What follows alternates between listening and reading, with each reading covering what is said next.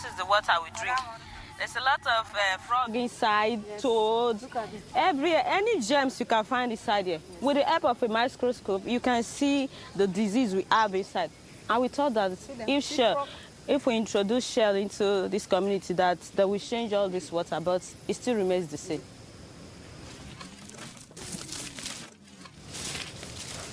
These are health center. 22-year-old Layefa Malin has an ambition to train as a doctor and then work in her home village, Kokojabane, where Shell started building this medical center. So it has been like this for 3 years now, but we are still pleading that they should come and finish it. Like hundreds of other community projects across the Niger Delta, construction has been abandoned. Shell maintains that's because of the risk of kidnapping. 13% of the oil revenue is supposed to be spent on community development.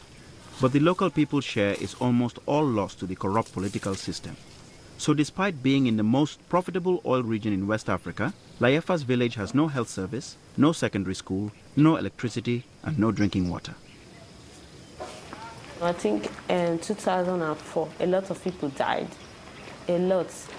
I think it's up to 20 persons. Children mostly. Even my mother's child, that's my sister, she even died of cholera. I think the death of my sister motivated me a lot to become a good medical doctor, not just a doctor, a good one. The water is what gave me the typhoid fever. You know, it took a lot of money to become a medical student. I need to pay for my accommodation and other things. And I'm going to put on nice clothes. That means I will start the fishing from this year to maybe 4 years' time. Put your paddle that way. This way. Then, yes, like, no.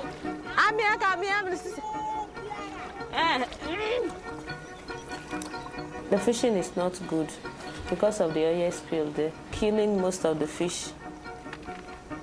And we don't even have big fish again, just small ones. Oh yeah, what about good at Can it dip out?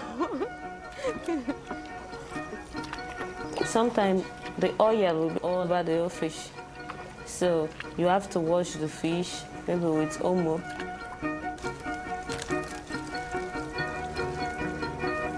They talk in the news that we have produced 1,000 or 1 million barrels of oil today. But instead of we being rich, we are getting more poor. Layefa is describing a phenomenon known as the resource curse. Paradoxically, finding oil usually increases a country's poverty, as the oil wealth is concentrated in the hands of a few, so the agriculture, education, and health system of the country become neglected and often collapse. The local people's health problems are compounded by gas flares, burning night and day throughout the Niger Delta.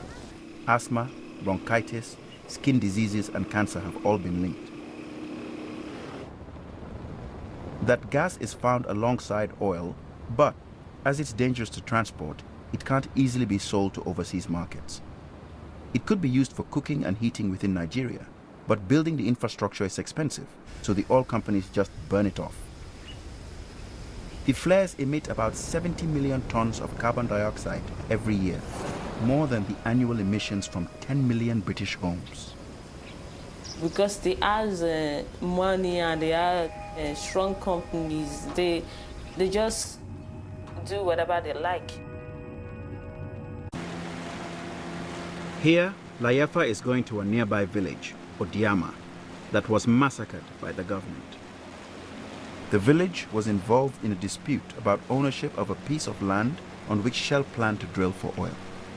The government claimed that the village was harboring terrorists, and when they sent the military in to find those terrorists, the villagers opened fire on the soldiers.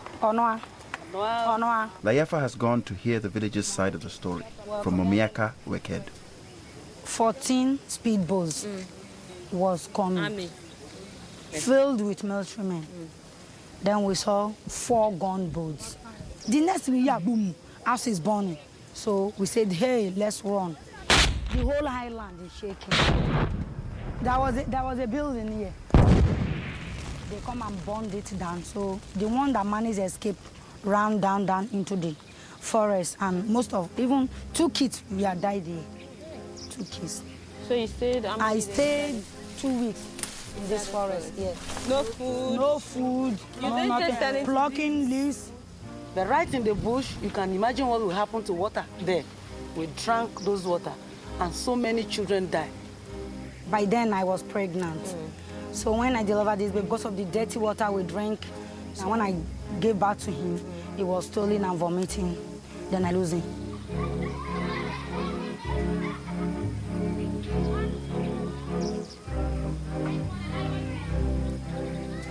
Amnesty International investigated the massacre and concluded that, although the government was responsible for the killings, Shell Nigeria should have made sure that their activities did not contribute to the conflict.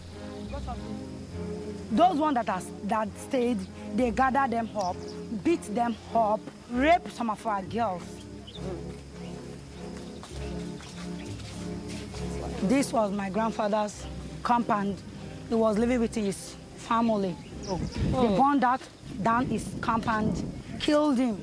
They burnt him? They shoot him. They shoot him? Yes.